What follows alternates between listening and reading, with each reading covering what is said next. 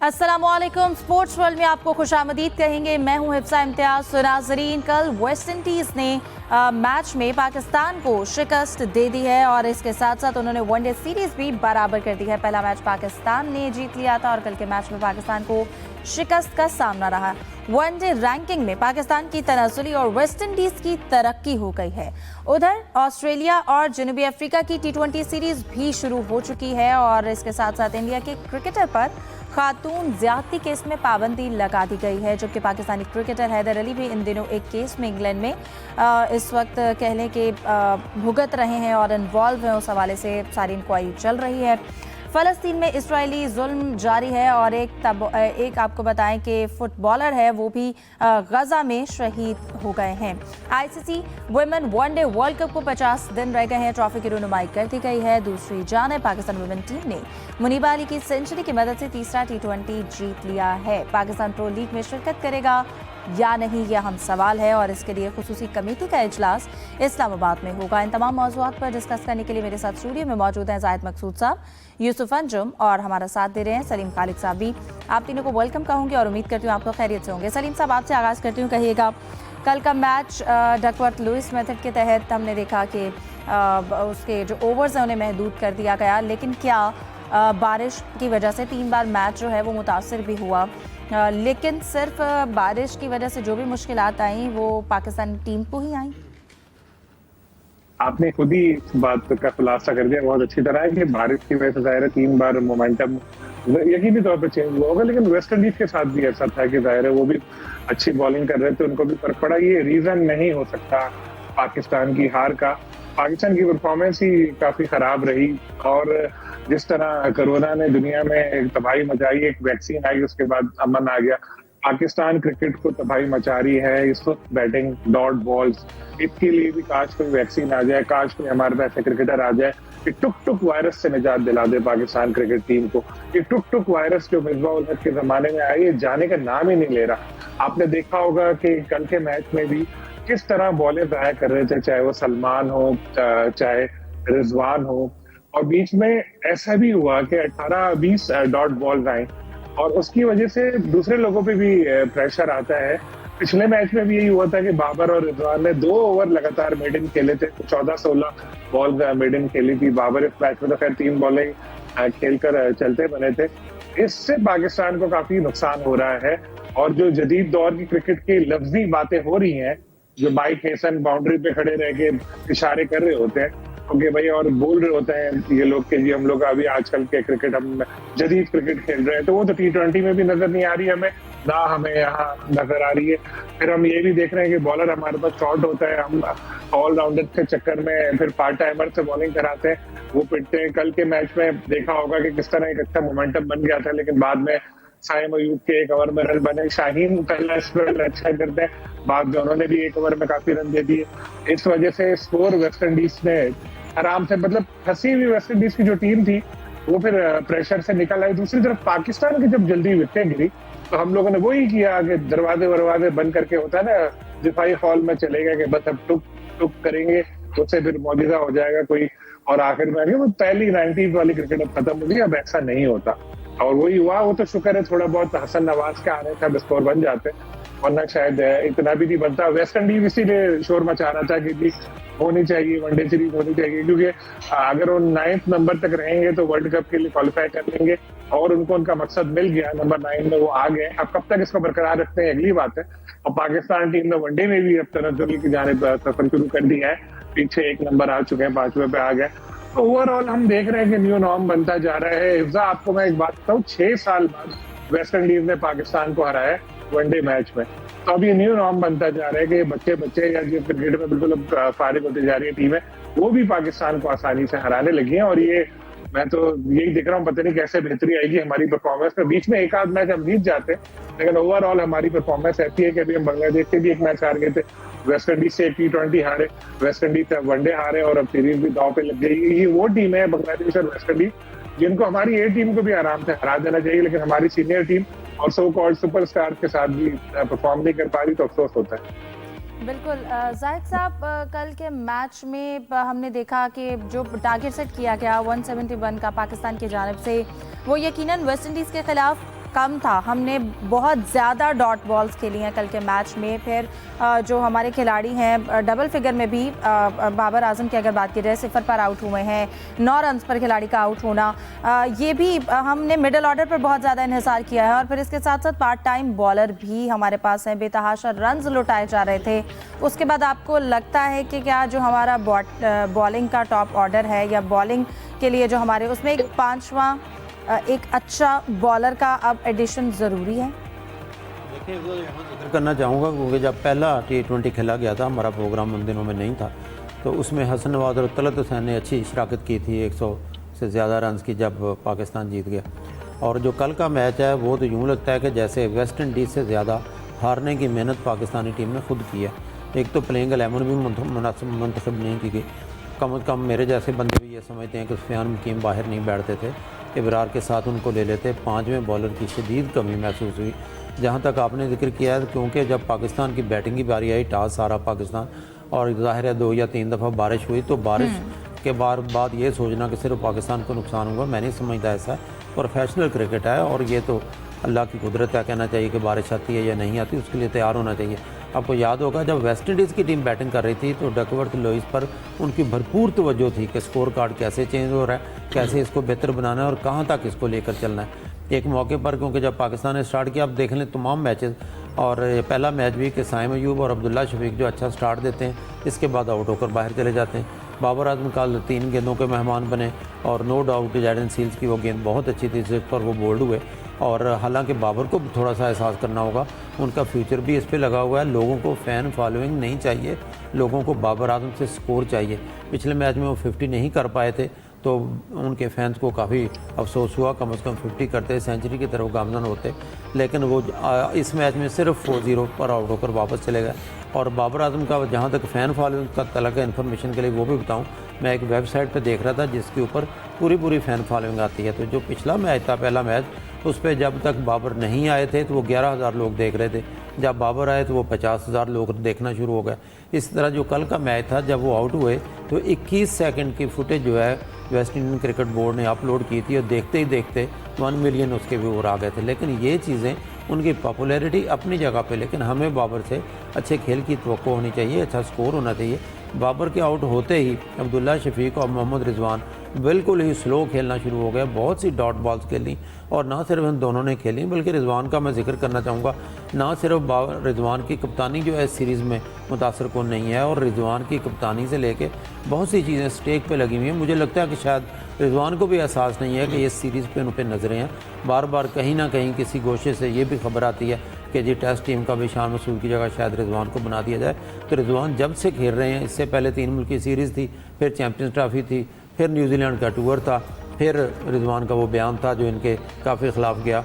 और रिजवान की ये सीरीज़ भी देख लें, उनकी कप्तानी में भी काफ़ी जूल है, उनकी बैटिंग में भी काफ़ी स्लो हैं। जो हम जारहाना क्रिकेट का जिक्र सुनते हैं बार बार कि अब जो है मॉडर्न क्रिकेट है, जारहाना क्रिकेट है, वो कहीं भी दिखाई नहीं देती। नो डाउट चलें, पिच में बारिश हो रही थी, नमी होगी, खेलना मुश्किल होगा, लेकिन इस हद तक जब आप स्लो खेलेंगे तो आने वाले बैट्समैनों पर भी उसका यकीनन नेगेटिव असर पड़ेगा।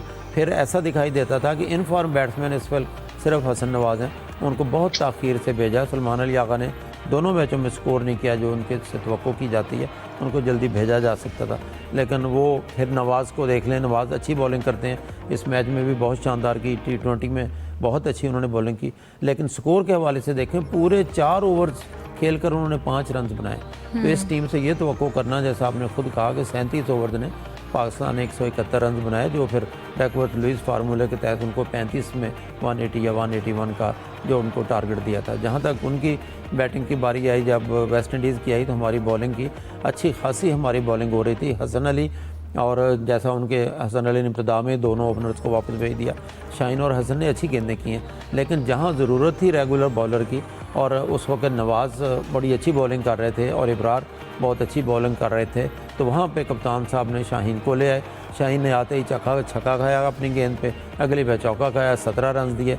फिर आउट ऑफ द बॉक्स जाके वो सलमान आगा को ले आए, उन्होंने 20 रन दिखाए। उस वक्त तक पाकिस्तानी टीम काफ़ी बेहतर दिखाई देती थी, अपर हैंड था, लेकिन ये जो 2 ओवर में 34 रन पर और इसके बाद जो रदरफोर्ड थे, आपको याद होगा उनके कमेंटेटर ये बार बार कह रहे थे एक ज़माना था जब शरफैन रदरफोर्ड जो है ये मैच विनिंग होते थे, अब इनसे खेला नहीं जा रहा। लेकिन जब आपने बॉलिंग की चेंज की, रेगुलर बॉलिंग नहीं आए और फिर वो उन्होंने खेलना शुरू किया, तो एंड पे जो उनके जो बैट्समैनों ने और ऑस्टिन चेज वगैरह ने नैया पार लगाई है वेस्ट इंडीज़ की, वहाँ तो उनके लिए हम परेशानी भी पैदा नहीं कर सके।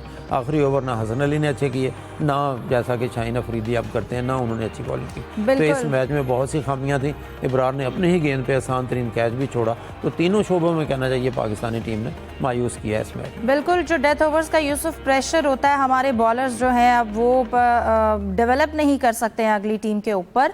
अब हम बात कर रहे थे कि हार जीत खेल का हिस्सा होती है, लेकिन यहाँ पर कल जिस तरह से पाकिस्तान परफॉर्म कर रहा था, बिल्कुल लग नहीं रहा था कि आप जीतने की कोशिश कर रहे हैं। रिजवान की अगर कप्तानी पे भी बात करें, जाहिद साहब जैसा कि कह रहे थे, बिल्कुल ठीक बात है, उन्होंने 16 रन्स बनाने के लिए उन्होंने 30 से ज़्यादा गेंदें इस्तेमाल की और सिर्फ 16 रन्स बनाए गए। जब मॉडर्न डे क्रिकेट की बात आती है तो फिर ये हमारे क्रिकेटर्स वो भी बॉल खेलते हैं जिसको खेलने की ज़रूरत नहीं थी, और सिर्फ उनका जो पावर हिटिंग के ऊपर तवज्जो होती है, और अगर नहीं खेलना है तो फिर बेतहाशा डॉट बॉल्स खेली जाती हैं।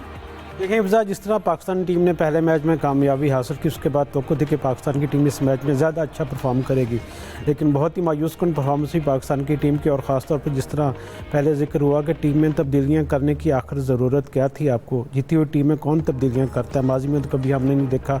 हाँ, अगर कोई अनफिट हो तो फिर उसको बताना चाहिए कि इसको अनफिट होने की वजह से हमने इसे ड्रॉप किया दूसरे वनडे में से। ऐसा तो कुछ हमें दिखाई नहीं दिया, सिर्फ मेरा ख्याल तजर्बात किए जा रहे हैं। और चूँकि कोच भी माइक हैसन नया है तो वो चाहते हैं कि ज़्यादा से ज़्यादा खिलाड़ियों को मौका दें, लेकिन इससे ये होगा कि टीम का जो कम्बिनेशन है वो भी मुतासर होगा और खिलाड़ियों को जो एतमाद है उसमें भी यकीनी तौर पर कमी आएगी। अब हम क्योंकि हमारी रैंकिंग भी अब हमारी नंबर 4 से नंबर 5 पर आ गए, और जो इससे फ़ायदा एडवांटेज जो है वेस्ट इंडीज़ को यकीनी तौर पर।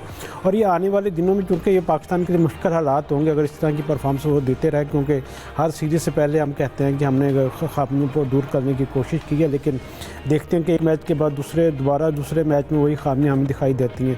जिस तरह के हमारे ओपनर्स ने और उसके बाद थोड़ा सा जो हमारी मिडल ऑर्डर उन्होंने गैर जिम्मेदाराना स्ट्रोक खेले, अपनी विकेटें उन्होंने खुद गंवाई। इसमें कोई आप ये नहीं कह सकते कि उनकी बॉलिंग अच्छी थी वेस्ट इंडीज़ बॉलर की। और जब हम बॉलिंग की बारी आई तो हमारे जो बॉलर्स थे वो खातिर खां जो लाइन पर गेंद करने में नाकाम रहे। जब जिस मैच में शहनशाह अफरीदी आउट नहीं करेंगे उस मैच में आपकी परफॉर्मेंस के जो जीतने के इम्कान हैं वो इंतहाई कम हो जाते हैं। पिछले मैच में शहनशाह अफरीदी ने 4 खिलाड़ी को आउट किया था, नसीम ने 3 खिलाड़ी को आउट किया था, लेकिन इस मैच में शहनशाह अफरीदी वो पहले जैसे दिखाई नहीं दिए। उन्होंने कोई हम नहीं देखा कथा कलामी के लिए माजरत, लेकिन अक्सर जीतने के इम्कान, अगर शाहीन शाह कोई विकेट ना लें तो भी कम, अगर टॉप ऑर्डर परफॉर्म ना करे तो भी इम्कान कम। आप वो इम्कान बताएं जब पाकिस्तान के जीतने के रोशन होते हैं। देखें, सीनियर खिलाड़ी जब तक परफॉर्म नहीं करेंगे, अपनी जो उनसे तवक्कुआत वो उस पर पूरा नहीं उतरेंगे, आपकी कामयाबी के इम्कान ख़त्म हो जाएंगे।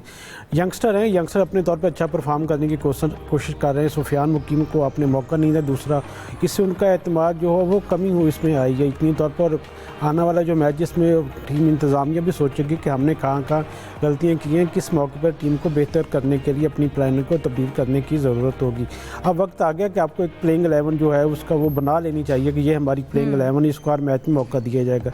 सिर्फ तजर्बात की बिना पर दूसरे खिलाड़ियों को जो बेंच पर बैठे उनको मौका देना मेरे ख्याल में किसी तौर पर भी मुनासिब नहीं। पहला मैच जीतने के बाद आपको दूसरे मैच में भी उसी कम्बिनेशन के साथ जाना चाहिए था। अगर आप सीरीज जीत जाते हैं फिर तीसरे मैच में आप नए खिलाड़ियों को ज़रूर मौका दें, क्योंकि इसी तरह टीमें बनती हैं। लेकिन ओवरऑल मजमूई तौर पर कप्तानी भी जो ज़्यादा मुतासर कुन नहीं रही।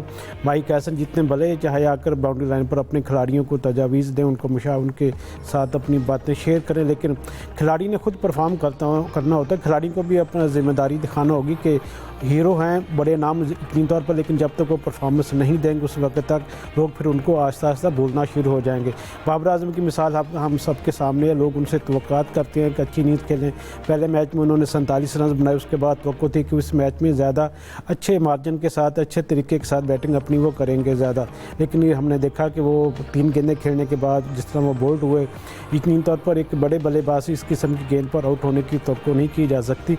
गेंद जो यकीनी तौर पर अच्छा गिरेगा तो उसी को आपने खेलना, यही प्रोफेशनलिज्म है। अगर आप ये कह दिया जाए कि जी अच्छा गेंद उनको पड़ गया था तो आउट हो गए, तो मेरे ख्याल में ये थोड़ा नाइंसाफ़ी है बॉलर्स के साथ भी। और यकीनी तौर पर जो तीसरा मैच होगा ये पाकिस्तानी टीम और जो खिलाड़ी हैं सीनियर, जिसमें बाबर आजम है, मोहम्मद रिजवान है, शहनशाह अफरीदी हैं, नसीम शाह हैं, अगर उनको भी मौका मिलता है तो यकीनी तौर पर उनके लिए सवालिया निशान होगा और उन्हें परफॉर्म करना होगा, क्योंकि इसके बाद T20 टूर्नामेंट है, उसके बाद एशिया कप है, तो लोगों की नज़रें हैं कि ये जो हमारे स्टार क्रिकेटर इनको दोबारा टीम में मौका दिया जाए, लेकिन उसके लिए इनका परफॉर्म करना बेहद ज़रूरी है। बिल्कुल, और अभी तक हमारा टीम कॉम्बिनेशन जो है वो सेट नहीं हो रहा। आप सलीम साहब, हमने सुफियान मुकीम के भी बारे में बात की कि उनको मुसलसल मौका देने की ज़रूरत है, पहले भी उन्हें बहुत कम मौका मिला और फिर एक कॉम्बिनेशन आपका पहला मैच जीता, उसके बाद आपने टीम में चेंज कर दिया। फिफ्थ बॉलर की इस वक्त ज़रूरत है, क्योंकि पार्ट टाइम बॉलर हम सलमान अली आगा की बॉलिंग की बात कर रहे थे और कल के मैच में उन्होंने जब बॉलिंग कराई तो 3 ओवर्स में उन्होंने 33 रन जो है वो दिए। कप्तान रिजवान ने 38 गेंदों पे 16 रन बनाए और बाबर आजम उनको टीम में शामिल किया। लोग उन्हें परफॉर्म करते हुए देखना चाहते हैं, लेकिन उनका 0 पर आउट होना यकीनन मिडिल ऑर्डर के ऊपर भी प्रेशर बढ़ जाता है और हमारा ना इस वक्त बैटिंग का मिडिल ऑर्डर परफॉर्म कर रहा है और अगर बॉलर्स की भी बात की जाए तो वो भी एक पार्ट टाइम बॉलर्स हैं, मिडिल ऑर्डर उनका भी परफॉर्म नहीं करता। साइम अयूब ने भी 4 ओवर्स में 33 रन बना दिए। पहले बाबर की बात करते हैं, उनको 2 साल हो गए हैं वनडे में सेंचुरी बनाए हुए। जो आखिरी सेंचुरी भी उन्होंने बनाई थी वो नेपाल के खिलाफ बनाई थी, बड़ी इनिंग के खेली थी, तो वो शायकीन अभी भी उनसे तवक्को करते हैं कि वो आए और इस तरह डोमिनेट करें, लेकिन अच्छी बॉल करा दी। कल बोलेंगे वेस्ट इंडीज वालों को, मैं मैसेज करता हूँ किसी को कि भाई बाबर आजम आए तो उनको अच्छी बॉल ना कराएं, आउटसाइड द ऑफ स्टंप कराएं और ड्राइव लगाते हैं, उनके फैन जरा खुश होते हैं उससे। इतना बड़ा नाम है बाबर का, अब तो उनको चाहिए कि हर मैच में परफॉर्म करे, और खासतौर पर एक ऐसे दौर में जब उनके ऊपर बहुत ज्यादा क्रिटिसिज्म हो रहा है उनके स्ट्राइक रेट को लेके, दूसरी चीजों को लेके, फिर तो बाबर को ज्यादा एक जिम्मेदारी से खेलना चाहिए। बाकी दूसरी आपने बात जो की थी पार्ट टाइम बॉलर्स की, देखें पार्ट टाइम बॉलर से हमें नुकसान हुआ ना। कल हम देखें एक वक्त में इनको वेस्ट इंडीज का जो पोजीशन थी, पाकिस्तान की टीम अच्छे आ चुकी थी और मैच जीत सकती थी, लेकिन वो 1 ओवर में ही जो साइम अयूब के बन गए थे, 17 रन बने थे गालिबन, 63 बॉल्स पे 54 रन चाहिए थे, 5 विकेटें बाकी थी। साइम ने 2 छक्के खाए, 16 रन दिए उस ओवर में। 49 बॉल के बाद कोई पहली बाउंड्री लगी थी, यानी जो वेस्ट इंडीज की टीम एकदम प्रेशर में आ रही थी, लास्ट उनका प्लेयर था जो ऐसा तस्लीम था उस तरह, वो फिर उस प्रेशर से निकल गए और उन्होंने आराम से रन बना लिए। उधर अगर कोई ऐसा स्पेशलिस्ट कोई स्पिनर होता, जैसे सुफियान का यही नाम आता है, उस बेचारे के साथ पता नहीं किसकी क्या दुश्मनी है कि उनको या तो खिलाते ही नहीं है या खिलाते हैं तो एक मैच के बाद बाहर कर देते, यार इसको सेट नहीं होने देना, इसको टीम में सेट नहीं होने देना, ये उनके साथ है। अगर वो या कोई रेगुलर बॉलर होता तो ये नहीं वक्त देखना पड़ता। देखें जब आपके टॉप 6-7 बैट्समैन आके परफॉर्म नहीं कर पा रहे तो फिर जरूरी नहीं है कि नंबर 11 तक अगर आपने बैट्समैन ले लिए तो वो आके कुछ कर जाएंगे, ऐसा नहीं होता। लेकिन ये इस्लामाबाद यूनाइटेड वाला जो माइंडसेट है हमारे कोच माइक हसन का, वो यही है ऑलराउंडर मतलब। एक चीज मैंने एक मुख्तलिफ देखी कि इस बार वो जो है बहुत एक्टिव है, जब कैमरा आने का उनको लगता है वो बाउंड्री पे जाके खड़े हो जाते हैं और कुछ समझाने लगते हैं। अब ऐसी पता नहीं कौन सी बात है जो अंदर बता नहीं सकते, ड्यूरिंग द मैच बताते हैं, कैमरे में भी आता है यार कोच बड़ा तेज है, समझा रहा होता है। और वही कोच जब इस्लामाबाद यूनाइटेड में था तो मुझे याद है वो डायरी लिए डग आउट पे बैठे रहते थे, उस वक्त ये नहीं कहते थे। खैर उनको भी अब अपने आप को साबित करना पड़ेगा, कोच को भी। और रिजवान, अगर ये सीरीज खुदा न खास्ता पाकिस्तान हार गया तो हो सकता है कि वनडे में भी हमें कोई नया कप्तान। ऑलरेडी वनडे रैंकिंग में पाकिस्तान की तनज़्ज़ुली हो गई है और वेस्ट इंडीज की तरक्की हो गई है, तो ऑलरेडी इतने एक्सपेरिमेंट का नतीजा हम देख रहे हैं। बिल्कुल सही कह रही हैं आप। और वेस्ट इंडीज का जैसे मैंने पहले कहा था कि मकसद जो था कि एक नंबर ऊपर आके वो क्वालिफिकेशन से, अभी तो वैसे टाइम है, लेकिन वो उनका जो मकसद था ना कि इस सीरीज में हमें 9th पे तो एटलीस्ट आना है, वो आगे बांग्लादेश को नीचे धकेल दिया। और पाकिस्तान टीम की जो वनडे रैंकिंग एक थोड़ी बेहतर कही जा सकती थी, नंबर 4 थे, और हमारा शायद अब जवाल की जानिब सफर शुरू हो चुका है, क्योंकि बिल्कुल भी ठीक नहीं है और इसमें बेहतरी लाना पड़ेगी। बिल्कुल, और पाकिस्तान को बेहतरी की जरूरत है। अब प्रोग्राम में डिस्कशन को जारी रखते हैं, एक ब्रेक के बाद हमारे साथ रहिए।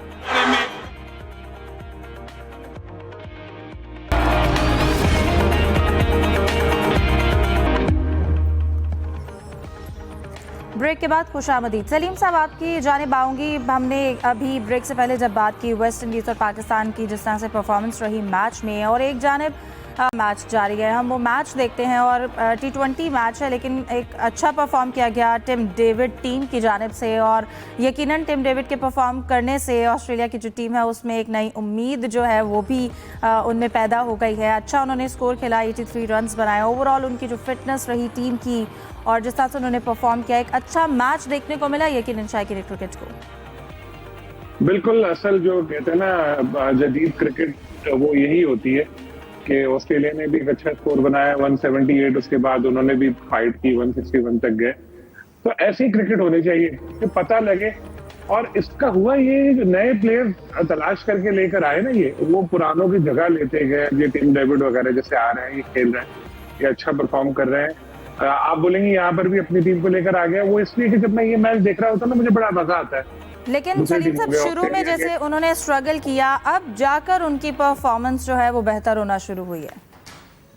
नहीं, इन लोगों की परफॉर्मेंस तो ओवरऑल ठीक ही चल रही है, क्योंकि मैं यही तो बता रहा हूँ आपको कि अगर आप क्रिकेट ऐसे क्रिकेट लवर आप मैचेस देखें ना, तो आपने अगर इंडिया की देखी हो सीरीज इंग्लैंड के साथ, अगर आप ऑस्ट्रेलिया और साउथ अफ्रीका के मैच देखें और फिर अपने मैच देखें, तो अनफॉर्चुनेटली अब बदकिस्मती से हम लोगों को लग रहा होता है कि हम लोगों की जो टीम है वो जो निचले लेवल की जो टीमें हैं उनकी तरह परफॉर्म कर रही है। तो अब इनके लेवल पे किस तरह हम लोग वापस आएंगे, ये एक बहुत अहम सवाल है जिसका जवाब अब मिलना चाहिए।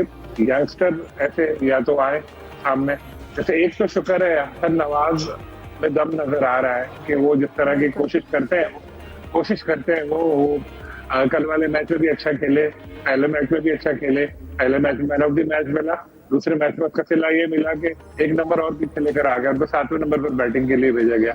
लेकिन सलीम साहब ये भी तो है कि अगर 2 मैचेस में परफॉर्मेंस अच्छी ना रहे तो फिर इतनी तनकीद की जाती है कि उसके बाद यकीनन इस पे एक प्रेशर बिल्टअप होता है। हमारा तरीकाकार भी तो ऐसे ही रहता है। साइम अयूब ने कितने मैचों में परफॉर्म नहीं किया था? मेरे ख्याल में 18 या कितने मैच के उन्होंने परफॉर्म नहीं किया था। लेकिन हम अभी अगर सुफियान की एग्जांपल देख लें, देखें कल की अगर हम ऑस्ट्रेलिया के मैच की बात करें, जोश हेजलवुड की 3 विकेटें, उन्होंने एक यकीनन मैच में कलीदी किरदार साबित अदा किया उनकी विकेट्स ने। इसी तरह अगर एक बॉलर परफॉर्म कर रहा है, एक बैटर परफॉर्म कर रहा है और अगर वो नहीं करता तो हम तनकीद भी इस लेवल पे करते हैं कि वो भी यकीनन परफॉर्मेंस पे असर डालती है। और जोश हेजलवुड तो खैर कोई नए प्लेयर नहीं है, तो पुराने एक मंजे हुए प्लेयर है। और तनकीद देखें, क्या डू यू थिंक कि हम लोग अगर तनकीद कर रहे हैं तो वो तनकीद का कोई फर्क पड़ेगा किसी पे, या कोई दूसरा अगर तनकीद कर रहा है तो वो प्लेयर कोई बैठ के वेस्ट इंडीज में मैच को भी देख रहा होगा हमारा कि ये तो थोड़ी देख रहा होगा कि मैच खेलने वाला है कि यार ये इब्रा ने और सलीम साहब ने ये बातें की हैं, मेरा मोराल डाउन हो गया, कल मैं 0 पर अब आउट हो जाऊंगा। ये तो मेरे भी ख्याल के इसका असर लेते हैं। हाँ, हो सकता है जब वापस आए या बाद में उनको पता चले कि यार ओवरऑल इतना ज्यादा क्रिटिसिज्म आ रहा है, जो बहुत रेयर होता है, बहुत रेयर होता है। आजकल जो हो रहा है ना, वो हो रहा है ऐसा शाहीन आफरीदी के साथ, शाहीन आफरीदी के साथ। और जो हो रहा है ये मुझे नहीं लगता कि ये अच्छी क्रिटिसिज्म उनके ऊपर आ रही है। मुझे ये लग रहा है कि ये वही कुछ हमारे एक आध स्टार है, उनके कुछ जानेतार है, उन्होंने शायद ऐसी कोई कैंपेन लॉन्च की हुई है सोशल मीडिया पे उनके बारे में कि कभी कभी स्टैट्स निकल के उनके ले आए होते हैं कि ऐसा हो गया उनके साथ, कभी कुछ ऐसा हो गया। ये जो है ना, इससे बंदे का मोराल जो है वो शायद डाउन हो जाए कि ओवरऑल एक कैंपेन चले सोशल मीडिया पे या दूसरी और ये वो। लेकिन आप खुद बताएं, अगर कोई बंदा 6 मैचों में 8 मैचों में परफॉर्म ना करे तो हम लोग उसकी तारीफ कैसे करेंगे? हम बोलेंगे नहीं बहुत अच्छा है लेकिन करेगा, तो फिर हम आपका पॉइंट जो है वो पहुंच गया। प्लेयर्स को परफॉर्म करना चाहिए, और अगर हम ऑस्ट्रेलिया और अफ्रीका के मैच की बात करें तो यकीनन एक शानदार परफॉर्मेंस रही, और अगर फिटनेस के एतबार से भी देखा जाए तो खिलाड़ियों की परफॉर्मेंस और उनकी फिटनेस भी यकीनन काबिल दीद है। बहुत अच्छा परफॉर्म किया कल के मैच में, शायकीन को भी मज़ा आया वो मैच देखने का। जाहिद साहब, मैं आपकी जानिब आना चाहूँगी। इसके साथ साथ अगर हम दीगर खेलों की जानिब बढ़ें, फ़लस्तीन में इसराइली मज़ालिम ख़त्म होने का नाम नहीं ले रहे, और यकीनन बहुत से इस वक्त फ़लस्तीन में जो खिलाड़ी हैं वो भी इसका निशाना बने हैं। अभी मुमताज़ फुटबॉलर सुलेमान अल उबैद की अगर बात की जाए तो वो भी इसराइली मज़ालिम में शहीद हो गए हैं, और इस पर मोहम्मद सलाह जो हीरो हैं मिस्र के, उनका ट्वीट भी इस वक्त गुफ्तगू उस पर की जा रही है, वो ज़ेर बहस है। यकीनन हर कोई इसकी मजम्मत ही करेगा जिस तरह से इसराइली मज़ालिम जो है वो फ़लस्तीन को, वहाँ के शहरियों को निशाना बना रहे हैं। तो देखें, फ़लस्तीन का मसला तो अब कोई ढकी हुई बात है नहीं, क्योंकि दुनिया के मुख्तलिफ और बड़े ममालिक में जो है उनके खिलाफ मुजाहरे भी हो रहे हैं, तवज्जो भी दिलाई जा रही है। और गज़ा में आपको देखें, एक तरफ तो बमबारी हो रही है, दूसरी तरफ उनको भूख और खाने के लिए कुछ नहीं मिल रहा, उधर से उन पर जुल्म किया जा रहा है, मुजालम मुसलसल बढ़ते जा रहे हैं। जैसा आपने ख़ुद कहा, सुलेमान अल अबैद जो हैं उनको फ़लस्तीन का पहले कहा जाता था और बहुत ही अच्छे फुटबॉलर, और अब उनकी उम्र 41 साल थी तो 100 के करीब वो गोल भी कर चुके हैं। और मोहम्मद सलाह का आपने जिक्र किया, मोहम्मद सलाह को बहुत बड़ा नाम है, लिवरपूल की तरफ से भी खेलते हैं। मोहम्मद सलाह मिस्री फुटबॉलर हैं और एक दुनिया उनके खेल की मद्दाह है। उन्होंने बाकायदा एक ट्वीट करके कहा है कि किस गुनाह की पादाश में या किस जुर्म में मारा गया है सुलेमान अल अबैद को, और उन समेत जो है तकरीबन 620 से ऊपर जो है मुख्तलिफ प्लेयर, मुख्तलिफ गेम्स के जो खिलाड़ी थे और ऑफिशल्स थे, एडमिनिस्ट्रेशन के जो लोग थे, वो अभी तक जो है वो शहीद हो चुके हैं। तो इंतहाई तनके जो है अफसोस की बात है, वहाँ पे बच्चे भी भूखे मर रहे हैं, खिलाड़ी और खेल मुख्तलिफ अलहदा मर रहे हैं, और अभी तक यूँ कहना चाहिए कि जो अरबाब इख्तियार कहना चाहिए जो जंग रुकवा सकते हैं, ये जिनकी तवज्जो दिलानी चाहिए, अभी तक जो है इसमें कामयाब नहीं हुए। इंतहाई दुख होता है जब हम उनके बच्चों को देखते हैं, जब उनके खिलाड़ियों को देखते हैं, या ओवरऑल जो है ख़वातीन को वहाँ देखते हैं कि एक तरफ बीमारी से मर रहे हैं, दूसरी तरफ वो भूख से मर रहे हैं। बिल्कुल, यकीनन वो मनाज़िर जो हैं यकीनन दिल खराश हैं और अब इसकी मज़म्मत की जा रही है, और उम्मीद करते हैं कि जो लोग इस जंग को रुकवा सकते हैं वो अपना एक अहम किरदार अदा करें। यूसुफ, मैं आपकी जानिब आना चाहूँगी। अगर हम पाकिस्तान हॉकी की बात करें तो उसको रिवर्स गियर लगा हुआ है। अगर हम गुज़श्ता 3 ओलंपिक्स और 3 वर्ल्ड कप की बात करें तो टीम ने क्वालिफाई भी नहीं किया पाकिस्तानी टीम ने, लेकिन अब प्रो लीग की जो शिरकत है उसके ऊपर एक सवालिया निशान है। प्रो लीग में हॉकी की जो टीम है शिरकत करेगी नहीं करेगी, इस हवाले से एक इजलास भी बुलाया गया है राना सनाउल्लाह की सरबराही में। आपको क्या लगता है, क्या चांसेस हैं? देखें इफ्जा, पहले तो मैं बात करूंगा आज के दिन की 1984 की लॉस एंजलिस ओलंपिक्स में जब मंजूर जूनियर मरहूम की क़यादत में पाकिस्तान ने गोल्ड मेडल जीता, तो आखिरी गोल्ड मेडल था जो पाकिस्तान को ओलंपिक्स में मिला था। 41 साल हो गए हैं पाकिस्तान की हॉकी, लगता है कि जैसे भूल भलियों में गई, गुम होकर रह गई है। इसके ज़िम्मेदार जितने भी फेडरेशन के हुकाम थे वो यकीनी तौर पर होंगे, खिलाड़ी भी हैं। अब चूँकि पाकिस्तान के लिए ज़रूरी है कि पाकिस्तान की टीम दोबारा इंटरनेशनल सतह पर अपना मुकाम खोया, मुकाम हासिल करे, और उसके लिए प्रो लीग मेरे ख्याल में एक वाहिद रास्ता है जिससे पाकिस्तान की जो हॉकी है उसको बेहतर किया जा सकता है। प्रो लीग के लिए पहले FIH ने डेडलाइन रखी थी 12 अगस्त जो कल ख़त्म होनी थी, लेकिन PHF की दरख्वास्त पर अब उसको बढ़ाकर 18 कर दिया गया है। इसी सिलसिले में कल इजलास भी हो रहा है जिसमें राना सनाउल्लाह उसकी सरबराही करेंगे, और उसमें पाकिस्तान हॉकी फेडरेशन के, पाकिस्तान स्पोर्ट्स बोर्ड के नुमाइंदे होंगे, सेक्रेटरी IPC, उनके साथ सेक्रेटरी फिनांस भी होंगे। और उसके लिए चूँकि पाकिस्तान हॉकी फेडरेशन ने 35 करोड़ रुपए की एक जो डिमांड वो कर रखी है प्रो लीग के लिए, मजमूई तौर पर ये पाकिस्तान के लिए एक बेहतर लीग हो सकती है, दरवाजे हमारे लिए खोल सकती है इंटरनेशनल सर्किट में मज़ीद अपने आप को बेहतर करने के लिए। ख़ासतौर पर अगर पाकिस्तान की जो रैंकिंग है वो इससे यकीनी तौर पर बेहतर होगी, तो यकीनी तौर पर इस तरह की जब मिलेंगे मौके खिलाड़ियों को तो पाकिस्तान की हॉकी को दोबारा बेहतर मुकाम पर ले जाने में भी हमें यकीनी तौर पर मदद मिलेगी। सही, ठीक है। सलीम साहब, आपकी जानिब आना चाहूँगी। पाकिस्तानी वुमेंस टीम की अगर बात की जाए तो उनकी आयरलैंड के साथ जो मैचेस जारी थे, अब पहली कामयाबी हासिल कर ली है उन्होंने। इसके साथ साथ मुनीबा अली ने शानदार अपनी दूसरी सेंचुरी की, तो वुमेंस के हवाले से कुछ अच्छी खबर हमें ये सुनने को मिली मैच में, और उन्होंने भी अपनी कामयाबी हासिल की पहली। बिल्कुल, मुनीबा ने 14 चौके और 1 छक्का लगाया, 68 बॉल्स पर गालिबन उन्होंने 100 की, और बहुत एंटरटेनिंग उनकी इनिंग थी और बड़ी हौसला अफजा भी थी कि पाकिस्तानी टीम, पाकिस्तानी बैटर बाहर जाके अगर उस तरह से परफॉर्म करे तो बहुत अच्छी बात है, क्योंकि आयरलैंड की टीम का पाकिस्तान से नीचे ही है रैंकिंग वगैरह में भी, लेकिन फिर भी अमूमन ऐसा होता है कि हमारी टीम बाहर जाके स्ट्रगल ही करती है, जैसे सीरीज में भी नजर आ रहा था। ऐसे में एक बड़ा स्कोर चेस करते हुए हमारी ओपनर का सेंचुरी बनाना बड़ी खुशाइन बात है। और मैं उस पिछले हफ्ते भी मैंने यही बात बोली थी कि ये जो हमारी खवातीन क्रिकेटर्स हैं इनको हमें इनकरेज करना चाहिए, इनको बिल्कुल भी डिस्करेज नहीं करना चाहिए, क्योंकि बड़ी मुश्किल से इन लोगों को इजाजत मिलती है कि वो आए, क्रिकेट खेलें और नाम कमाएं। जितना हम लोग इनकी हौसला अफजाई करेंगे, जितना इनको इस तरह से इंसेंटिव मिलेंगे और इनका नाम होगा, इनको भी मेंस क्रिकेटर्स की तरह एक हीरो बनाकर पेश किया जाएगा, तो उसका पाकिस्तान को ही फायदा होगा। एक तो हमारा सॉफ्ट इमेज पाकिस्तान का सामने आएगा कि यहाँ की खवातीन है उनको भी हर शोबे में मौके बाकायदा मिल रहे हैं। दूसरा, जो यंग लड़कियां हैं उनके पेरेंट्स भी जब देखेंगे कि यार ये मुनीबा अली देखो इसने वहां सेंचुरी की है, कितनी इसकी बजीराएं हो रही है और उसको इतने पैसे मिलते ही है, तो मेरी बच्ची भी अगर क्रिकेट खेलना चाहती है तो मैं भी इसकी हौसला अफजाई करूं। फिर वो बच्चियां भी खेलेंगी क्रिकेट और आगे आएंगी, हमारा टैलेंट पूल भी बनेगा। जिस तरह मैंने आपको पहले बोला कि हमारा मुल्क का भी सॉफ्ट इमेज सामने आएगा। तो बिल्कुल इनकी जीते हारे जो करे, आपने देखा होगा मैंने लास्ट वीक भी ज्यादा क्रिटिसाइज इनको नहीं किया था, क्योंकि मेरी जो सोच है वो थोड़ी इस तरह से है। बिल्कुल ठीक है। बहुत शुक्रिया आप तीनों का आज के प्रोग्राम में शिरकत के लिए। और यकीनन जो मैचेस चल रहे हैं और अब एक पाकिस्तान का कल जो मैच है, यकीनन सीरीज़ बचाने के लिए भी एक अहम है। अब इस वक्त सीरीज़ बराबर हो चुकी है, तो कल के मैच में नजरें होंगी।